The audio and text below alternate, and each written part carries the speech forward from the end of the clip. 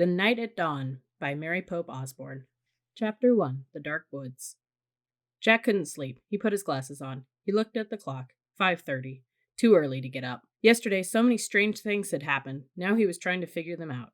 He turned on the light. He picked up his notebook. He looked at the list he'd made before going to bed. Found treehouse and woods. Found lots of books in it. Pointed to Pteranodon picture in book Made a Wish. Went to Time of Dinosaurs. Pointed to picture of Frog Creek Woods. Made a wish, came home to Frog Creek. Jack pushed his glasses into place. Who was going to believe any of this? Not his mom, or his dad, or his third-grade teacher, Miss Watkins. Only his 7-year-old sister, Annie. She'd gone with him to the Time of the Dinosaurs. "Can't you sleep?" It was Annie standing in his doorway. "Nope," said Jack. "Me neither," said Annie. "What are you doing?" She walked over to Jack and looked at his notebook. She read the list. "Aren't you going to write about the gold medal?" she asked. "You mean the gold medallion," said Jack. He picked up his pencil and wrote, "Found this in dinosaur time." "Aren't you going to put the letter M on the medal?" said Annie. "Medallion," said Jack, "not medal." He added an M. "Aren't you going to write about the magic person?" said Annie. "We don't know for sure if there is a magic person," said Jack. "Well, someone built the treehouse in the woods. Someone put the books in it. Someone lost a gold medal in dinosaur time." "Medallion," said Jack for the third time. "And I'm just writing the facts, the stuff we know for sure." "Let's go back to the treehouse right now," said Annie, "and find out if the magic person is a fact." "Are you nuts?" said Jack. "The sun's not even up yet." "Come on," said Annie. "Maybe we can catch them sleeping." "I don't think we should," said Jack. He was worried. What if the magic person was mean? What if he or she didn't want kids to know about the treehouse? "Well, I'm going," said Annie. Jack looked out his window at the dark gray sky. It was almost dawn. He sighed. "Okay, let's get dressed. I'll meet you at the back door. Be quiet." "Yay," whispered Annie. She tiptoed away as quietly as a mouse. Jack put on his jeans, a warm sweatshirt, and sneakers. He tossed his notebook and pencil in his backpack. He crept downstairs. Annie was waiting by the back door. She shined a flashlight in Jack's face. "Ta-da! A magic wand," she said. "Shh! Don't wake up Mom and Dad," whispered Jack. "And turn that flashlight off. We don't want anyone to see us." Annie nodded and turned it off. Then she clipped it onto her belt. They slipped out the door into the cool, early morning air. Crickets were chirping. The dog next door barked. "Quiet, Henry," whispered Annie. Henry stopped barking. Animals always seemed to do what Annie said. "Let's run," said Jack. They dashed across the dark, wet lawn and didn't stop until they reached the woods. "We need the flashlight now," said Jack. Annie took it off her belt and switched it on. Step by step, she and Jack walked between the trees. Jack held his breath. The dark woods were scary. "Gotcha," said Annie, shining the flashlight in Jack's face. Jack jumped back. Then he frowned. "Cut it out," he said. "I scared you," said Annie. Jack glared at her. "Stop pretending," he whispered. "This is serious." Okay. Annie shined her flashlight over the tops of the trees. "Now what are you doing?" said Jack. "Looking for the treehouse." The light stopped moving. There it was, the mysterious treehouse, at the top of the tallest tree in the woods. Annie shined her light at the treehouse, and then down the tall ladder, all the way to the ground. "I'm going up," she said. She gripped the flashlight and began to climb. "Wait," Jack called. "What if someone was in the treehouse?" "Annie, come back!" But she was gone. The light disappeared. Jack was alone in the dark. Chapter 2. Leaving Again. "No one's here," Annie shouted down. Jack thought about going home. Then he thought about all the books in the treehouse. He started up the ladder. When he was nearly to the treehouse, he saw light in the distant sky. Dawn was starting to break. He crawled through a hole in the floor and took off his backpack. It was dark inside the treehouse. Annie was shining her flashlight on the books scattered about. "They're still here," she said. She stopped the light on a dinosaur book. It was the book that had taken them to the time of the dinosaurs. "Remember the Tyrannosaurus?" asked Annie.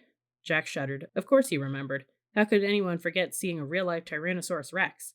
The light fell on a book about Pennsylvania. A red silk bookmark stuck out of it. "Remember the picture of Frog Creek?" said Annie. "Of course," said Jack. That was the picture that had brought them home. "There's my favorite," said Annie. The light was shining on a book about knights and castles. There was a blue leather bookmark in it. Annie turned to the page with the bookmark. There was a picture of a knight on a black horse. He was riding toward a castle. "Annie, close that book," said Jack. "I know what you're thinking." Annie pointed at the knight. "Don't, Annie."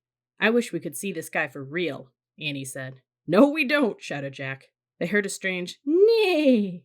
It sounded like a horse neighing. They both went to the window. Annie shined the flashlight down on the ground. "Oh no," whispered Jack. "A knight," said Annie. A knight in shining armor riding a black horse through the Frog Creek woods. Then the wind began to moan. The leaves began to tremble. It was happening again. "We're leaving," cried Annie. "Get down." The wind moaned louder. The leaves shook harder, and the treehouse started to spin. It spun faster and faster. Jack squeezed his eyes shut. Then everything was still. Absolutely still. Jack opened his eyes. He shivered. The air was damp and cool. The sound of a horse's whinny came again from below. Nay! I think we're here, whispered Annie. She was still holding the castle book. Jack peeked out the window.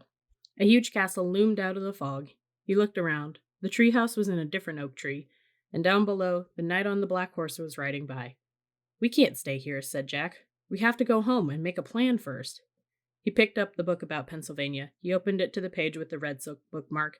He pointed to the photograph of Frog Creek Woods. I wish— No, said Annie. She yanked the book away from him. Let's stay. I want to visit the castle. You're nuts. We have to examine the situation, said Jack. From home. Let's examine it here, said Annie. Come on. He held out his hand. Give it. Annie gave Jack the book. Okay. You can go home. I'm staying, she said. She clipped the flashlight to her belt. Wait, said Jack. I'm going to take a peek. A teeny peek, she said, and she scooted down the ladder. Jack groaned. Okay, she had won. He couldn't leave without her. Besides, he sort of wanted to take a peek himself. He put down the book about Pennsylvania. He dropped the castle book into his pack. He stepped onto the ladder and headed down into the cool, misty air. Chapter 3. Across the Bridge. Annie was under the tree, looking across the foggy ground. The knight's riding toward that bridge, I think, said Annie. The bridge goes to the castle. Wait, I'll look it up, said Jack. Give me the flashlight. He took the flashlight from her and pulled the castle book out of his pack. He opened it to the page with the leather bookmark. He read the words under the picture of the knight. This is a knight arriving for a castle feast. Knights wore armor when they traveled long and dangerous distances. The armor was very heavy. A helmet alone could weigh up to 40 pounds. Wow, Jack had weighed 40 pounds when he was 5 years old. So it would be like riding a horse with a 5-year-old on your head. Jack pulled out his notebook. He wanted to take notes as he'd done on their dinosaur trip. He wrote, heavy head. What else? He turned the page of the castle book. He found a picture that showed the whole castle and the buildings around it. The knight's crossing the bridge, said Annie. He's going through the gate. He's gone. Jack studied the bridge in the picture. He read, a drawbridge crossed the moat. The moat was filled with water to help protect the castle from enemies. Some people believe crocodiles were kept in the moat. Jack wrote in his notebook, crocodiles in moat? Look, said Annie, peering through the mist. A windmill right over there. Yeah, there's a windmill in here too, said Jack, pointing at the picture. Look at the real one, Jack, said Annie, not the one in the book. A piercing shriek split the air. Yikes, said Annie. Sounded like it came from that little house over there. She pointed through the fog. There's a little house here, said Jack, studying the picture. He turned the page and read, the hawk house was in the inner ward of the castle. Hawks were trained to hunt other birds and small animals. Jack wrote in his notebook, hawks in hawk house. We must be in the inner ward, said Jack. Listen, whispered Annie. Do you hear that? Drums, horns. They're coming from the castle. Let's go see. Wait, said Jack. He turned more pages of the book. I want to see what's really going on, Jack. Not what's in the book, said Annie. But look at this. He pointed to a picture of a big party. Men were standing by the door playing drums and horns, he read. Fanfares were played to announce different dishes in a feast. Feasts were held in the great hall. You can look at the book. I'm going to the real feast, said Annie. Wait, said Jack, studying the picture. It showed boys his age carrying trays of food. Whole pigs, pies, peacocks with all their feathers. Peacocks? Jack wrote, they eat peacocks? He held up the book to show Annie. Look, I think they eat— Where was she? Gone again. Jack looked through the fog. He heard the real drums and the real horns. He saw the real hawk house and the real windmill, the real moat. He saw Annie dashing across the real drawbridge. Then she vanished through the gate leading to the castle. Chapter 4. Into the castle. I'm going to kill her, muttered Jack. He threw his stuff into his pack and moved toward the drawbridge. He hoped no one would see him. It was getting darker. It must be night. When he got to the bridge, he started across. The wooden planks creaked under his feet. He peered over the edge of the bridge. Were there any crocodiles in the moat? He couldn't tell. Halt! Someone shouted. A guard on top of the castle wall was looking down. Jack dashed across the bridge. He ran through the castle gate and into the courtyard. From inside the castle came the sounds of music, shouting, and laughter. Jack hurried to a dark corner and crouched down. He shivered as he looked around for Annie. Torches lit the high wall around the courtyard. The courtyard was nearly empty. 2 boys led horses that clopped over the gray cobblestones. Nee! Jack turned. It was the knight's black horse. Psst! He peered into the darkness. There was Annie. She was hiding behind a well in the center of the courtyard. She waved at him. Jack waved back. He waited till the boys and horses disappeared inside the stable. Then he dashed to the well. I'm going to find the music, whispered Annie. Are you coming? Okay, Jack said with a sigh. They tiptoed together across the cobblestones. Then they slipped into the entrance of the castle. Noisy music came from a bright room in front of them. They stood on one side of the doorway and peeked in. The feast in the great hall, whispered Jack. He held his breath and stared in awe. A giant fireplace blazed at one end of the noisy room. Antlers and rugs hung on the stone walls. Flowers covered the floor. Boys in short dresses carried huge trays of food. Dogs were fighting over bones under the tables. People in bright clothes and funny hats strolled among the crowd. Some played funny-shaped guitars. Some tossed balls in the air. Some balanced swords on their hands. Men and women dressed in capes and furs sat at long, crowded wooden tables. I wonder which one is the knight, said Jack. I don't know, whispered Annie, but they're eating with their fingers. Suddenly, someone shouted behind them. Jack whirled around. A man carrying a tray of pies was standing a few feet away. Who art thou? He asked angrily. Jack, squeaked Jack. Annie, squeaked Annie. Then they ran as fast as they could down a dimly lit hallway. Chapter 5. Trapped. Come on, cried Annie. Jack raced behind her. Were they being followed? Here, quick. Annie dashed toward a door off the hallway. She pushed the door open. The two of them stumbled into a dark, cold room. The door creaked shut behind them. Give me the flashlight, said Annie. Jack handed it to her and she switched it on. Yikes! A row of knights stood right in front of them. Annie flicked off the light. Silence. They aren't moving, Jack whispered. Annie turned the light back on. They're just suits, Jack said. Without heads, said Annie. Let me have the flashlight for a second, said Jack, so I can look in the book. Annie handed him the flashlight. He pulled out the castle book. He flipped through the pages until he found what he was looking for. Jack put the book away. It's called the Armory, he said. It's where armor and weapons are stored. He shined the flashlight around the room. Oh, man, whispered Jack. The light fell on shiny breastplates, leg plates, arm plates, on shelves filled with helmets and weapons, on shields, spears, swords, crossbows, clubs, battle axes. There was a noise in the hall. Voices. Let's hide, said Annie. Wait, said Jack. I've got to check on something first. Hurry, said Annie. It'll just take a second, said Jack. Hold this. He handed Annie the flashlight. He tried to lift a helmet from a shelf. It was too heavy. He bent over and dragged the helmet over his head. The visor slammed shut. Oh, forget it. This was worse than having a 5-year-old on your head. More like having a 10-year-old on your head. Not only could Jack not lift his head, he couldn't see anything either. Jack! Annie's voice sounded far away. The voices are getting closer. Turn off the flashlight, Jack's voice echoed inside the metal chamber. He struggled to get the helmet off. Suddenly, he lost his balance and went crashing into other pieces of armor. The metal plates and weapons clattered to the floor. Jack lay on the floor in the dark. He tried to get up, but his head was too heavy. He heard deep voices. Someone grabbed him by the arm. The next thing he knew, his helmet was yanked off. He was staring into the blazing light of a fiery torch. Chapter 6. Ta-da! In the torchlight, Jack saw 3 huge men standing over him. One with very squinty eyes that held the torch. One with a very red face held Jack, and one with a very long mustache held on to Annie. Annie was kicking and yelling. Stop, said the one with a very long mustache. Who art thou? Said the one with the very red face. Spies, foreigners, Egyptians, Romans, Persians, said the squinty-eyed one. No, you dummies, said Annie. Oh, brother, Jack muttered. Arrest them, said the red face. The dungeons, said Squinty Eyes. The guards marched Jack and Annie out of the armory. Jack looked back frantically. Where was his backpack? Go, said a guard, giving him a push. Jack went. Down they marched, down the long dark hallway, Squinty, Annie, Mustache, Jack, and Red. Down a narrow winding staircase. Jack heard Annie shouting at the guards. Dummies, meanies, we didn't do anything. The guards laughed. They didn't take her seriously at all.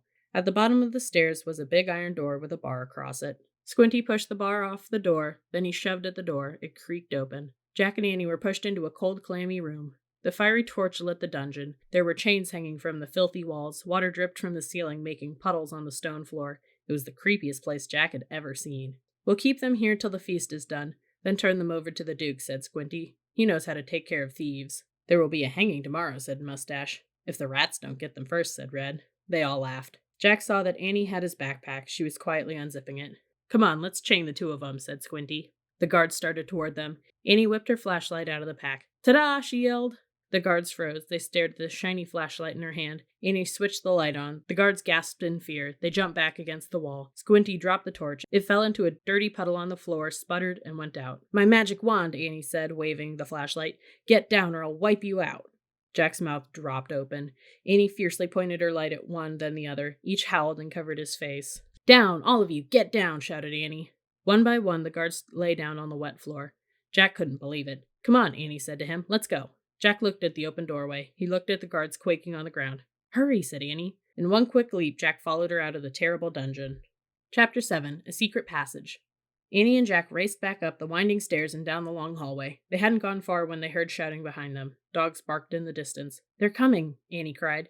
In here, said Jack. He opened a doorway off the hallway and pulled Annie into a dark room. Jack pushed the door shut. Then Annie shined her flashlight around the room. There were rows of sacks and wooden barrels. I'd better look in the book, said Jack. Give it to me. Annie gave him the flashlight and his backpack. He pulled out the book and started tearing through it. Shh, said Annie. Someone's coming. Jack and Annie jumped behind the door as it creaked open. Jack held his breath. A light from a torch danced wildly over the sacks and barrels. The light disappeared, the door slammed shut. "Oh man," whispered Jack, "we have to hurry. They might come back." His hands were trembling as he flipped through the pages of the book. "Here's a map of the castle," he said. "Look, this must be the room we're in. It's a storeroom." Jack studied the room in the book. "These are sacks of flour and barrels of wine." "Who cares? We have to go," said Annie, "before they come back." "No, look," said Jack. He pointed at the map. "Here's a trapdoor," he read aloud.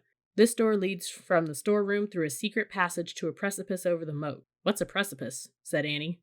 "I don't know. We'll find out," said Jack.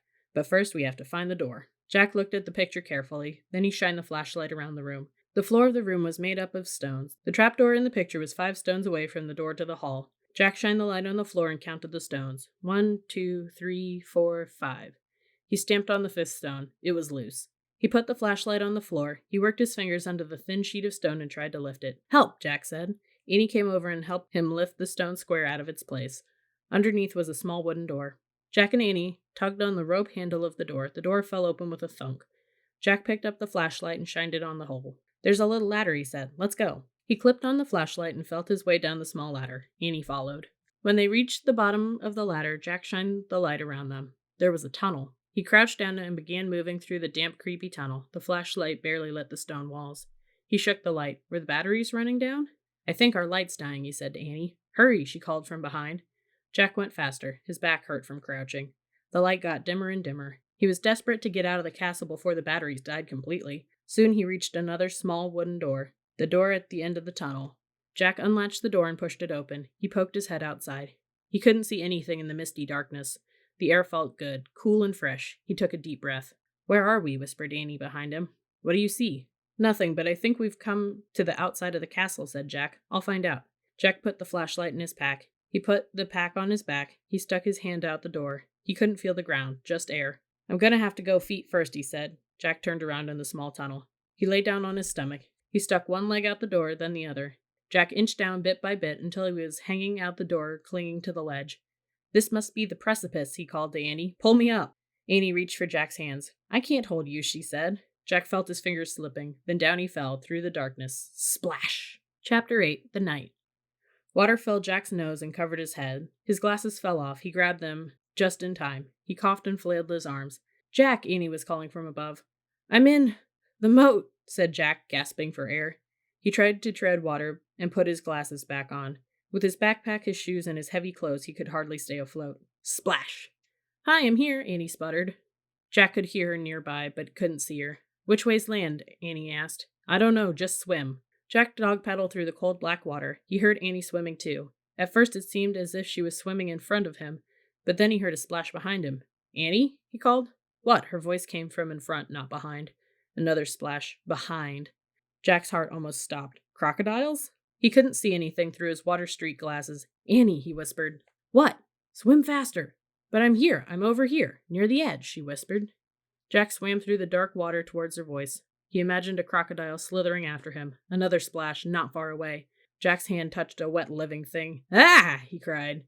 "It's me. Take my hand," said Annie. Jack grabbed her hand. She pulled him to the edge of the moat. They crawled over an embankment onto the wet grass. Safe. Another splash came from the moat waters. "Oh man," Jack said. He was shivering all over. His teeth were chattering. He shook the water off his glasses and put them back on. It was so misty he couldn't see the castle. He couldn't even see the moat, much less a crocodile. We made it," said Annie. Her teeth were chattering too. "I know," said Jack, "but where are we?" He peered at the foggy darkness. Where was the drawbridge, the windmill, the hawk house, the grove of trees, the tree house? Everything had been swallowed up by the thick, soupy darkness. Jack reached into his wet backpack and pulled out the flashlight. He pushed the switch. No more light. They were trapped, not in a dungeon, but in the still, cold darkness. Nee! A horse's whinny. Just then the clouds parted. A full moon was shining in the sky. A pool of light spread through the mist. Then Jack and Annie saw him a few feet away, the knight. He sat on the black horse. His armor shone in the moonlight. A visor hid his face, but he seemed to be staring straight at Jack and Annie. Chapter 9. Under the Moon. Jack froze. "It's him," Annie whispered. The knight held out his gloved hand. "Come on, Jack," Annie said. "Where are you going?" said Jack. "He wants to help us," said Annie. "How do you know?" "I can just tell," said Annie. Annie stepped toward the horse. The knight dismounted. The knight picked up Annie and put her on the back of his horse. "Come on, Jack," she called. Jack moved slowly toward the knight. It was like a dream. The knight picked him up too. He placed Jack on the horse behind Annie. The knight got on behind them. He slapped the reins. The black horse cantered beside the moonlit water of the moat. Jack rocked back and forth in the saddle. The wind blew his hair. He felt very brave and very powerful. He felt as if he could ride forever on this horse with this mysterious night, over the ocean, over the world, over the moon. A hawk shrieked in the darkness. "There's the treehouse," said Annie. She pointed toward a grove of trees. The knight steered the horse toward the trees. "See, there it is," Annie said, pointing to the ladder. The knight brought his horse to a stop. He dismounted and helped Annie down. "Thank you, sir," she said, and bowed. Then Jack, "Thank you," he said, and he bowed also. The knight got back on his horse. He raised his gloved hand, then slapped the reins and rode off through the mist. Annie started up the tall ladder and Jack followed. They climbed into the dark treehouse and looked out the window. The knight was riding toward the outer wall. They saw him go through the outer gate. Clouds started to cover the moon again. For a brief moment, Jack thought he saw the knight's armor gleaming on the top of a hill beyond the castle. The clouds covered the moon completely, and a black mist swallowed the land. "He's gone," whispered Annie. Jack shivered in his wet clothes as he kept staring at the blackness. "I'm cold," said Annie. "Where's the Pennsylvania book?" Jack heard Annie fumble in the darkness. He kept looking out the window. "I think this is it," said Annie. "I feel a silk bookmark." Jack was only half listening. He was hoping to see the knight's armor gleam again in the distance. "Okay, I'm going to use this," said Annie, "because I think it's the right one. Here goes. Okay, I'm pointing. I'm going to wish. I wish we could go to Frog Creek." Jack heard the wind began to blow, softly at first. "I hope I pointed to the right picture in the right book," said Annie. "What?" Jack looked back at her. "Right picture? Right book?" The treehouse began to rock. The wind got louder and louder. "I hope it wasn't the dinosaur book," said Annie. "Stop!" Jack shouted at the treehouse. Too late. The treehouse started to spin. It was spinning and spinning. The wind was screaming. Then suddenly there was silence. Absolute silence. Chapter 10. One Mystery Solved. The air was warm. It was dawn. Far away, a dog barked. "I think that's Henry barking," Annie said. "We did come home." They both looked out the treehouse window. "That was close," said Jack. In the distance, streetlights lit their street. There was a light on in their upstairs window. "Uh-oh," said Annie. "I think Mom and Dad are up. Hurry." "Wait." In a daze, Jack unzipped his backpack. He pulled out the castle book. It was quite wet, but Jack placed it back with all the other books. "Come on, hurry," said Annie, scooting out of the treehouse. Jack followed her down the ladder. They reached the ground and took off between the gray-black trees. They left the woods and ran down their deserted street. They got to their yard and crept across the lawn, right up to the back door. Jack and Annie slipped inside the house. "They're not downstairs yet," whispered Annie. "Shh," said Jack. He led the way up the stairs and down the hall. No sign of his mom or dad, but he could hear water running in the bathroom. Their house was so different from the dark, cold castle. So safe and cozy and friendly. Annie stopped at her bedroom door. She gave Jack a smile, then disappeared inside her room. Jack hurried into his room. He took off his damp clothes and pulled on his dry, soft pajamas. He sat down on his bed and unzipped his backpack. He took out his wet notebook. He felt around for the pencil, but his hand touched something else. Jack pulled the blue leather bookmark out of his backpack. It must have fallen out of the castle book. Jack held the bookmark close to his lamp and studied it. The leather was smooth and worn. It seemed ancient. For the first time, Jack noticed a letter on the bookmark. A fancy M. Jack opened the drawer next to his bed. He took out the gold medallion. He looked at the letter on it. It was the same M. Now this was an amazing new fact. Jack took a deep breath. One mystery solved. The person who had dropped the gold medallion in the time of the dinosaurs was the same person who owned all the books in the treehouse. Who was this person? Jack placed the bookmark next to the medallion. He closed the drawer. He picked up his pencil. He turned to the least wet page in his notebook and started to write down this new fact. This same... But before he could draw the M, his eyes closed. He dreamed they were with the knight again, all three of them riding the black horse through the cool, dark night, beyond the outer wall of the castle, and up over a moonlit hill into the mist.